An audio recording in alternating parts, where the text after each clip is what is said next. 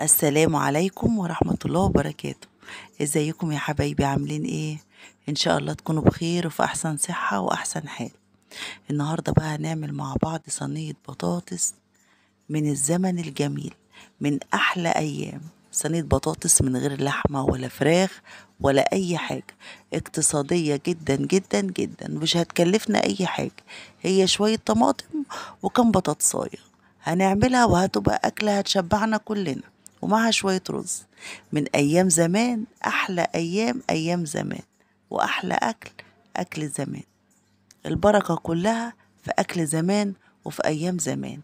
يلا بينا بقى نشوف طريقتنا البسيطة جدا والسهلة جدا جدا والاقتصادية جدا جدا جدا جدا. يلا بينا نشوف الطريقة. أول حاجة أنا جبت الصينية بتاعتي وحطيت فيها معلقتين زيت، ونزلت ببصلاية مقطعة حتت صغيرة. لو حبيتوا تقطعوها حلقات او طرنشات او جوانح زي ما انتوا عايزين. انا قطعتها حتت صغيرة، واستنى لغاية لما البصلة تصفر واروح نازلة بمعلقة توم مفروم او 3 فصوص توم، ونقلبهم كده بالشكل ده. احنا مش هنحمر البصلة، بندبلها بس ونصفرها ونحط معاها البصل بتاعنا. وبعد كده بقى اكون مجهزه البطاطس مقطعاها بالطول بالشكل ده. طبعا ممكن تقطعوها طرنشات، بس تكون الطرنشات تخينه، ما تكونش رقيقه. ونشوحها كده مع البصل والثوم. وبعد كده ننزل بالتوابل بتاعتنا، كزبره وكمون وفلفل اسمر. مش هنحط اي توابل تانية، وممكن تحطوا فلفل اسمر بس. ونشوحهم برضو مع بعض، والملح طبعا بتاعنا.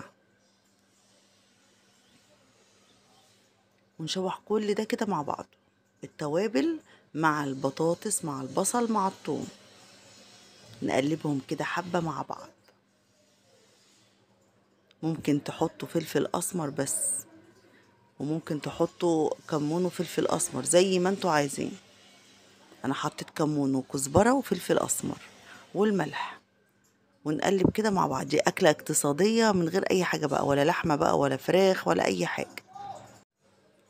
ربنا بيبارك في ابسط حاجة. البركة اهم حاجة، البركة.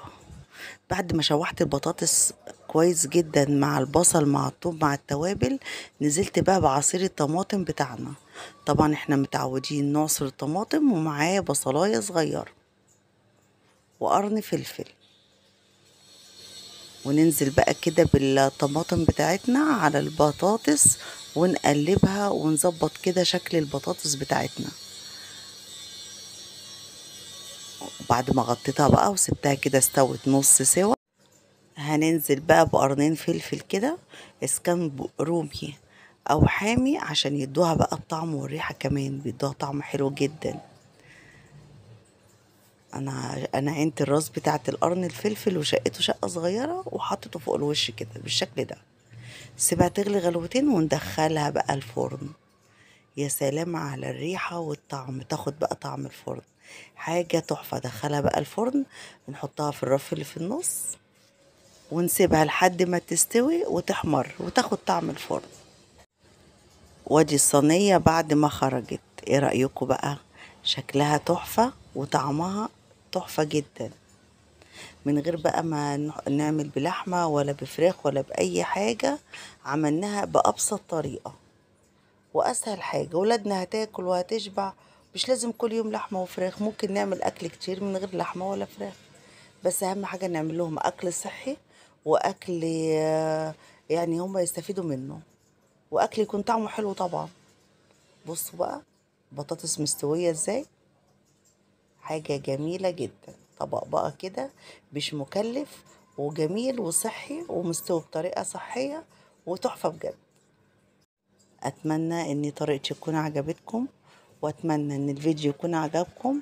وانا عجبتكم طريقتي وعجبكم الفيديو، ما تنسوش تعملوا لي لايك وشير وسبسكرايب، وتشتركوا في القناة علشان يوصلكوا كل جديد.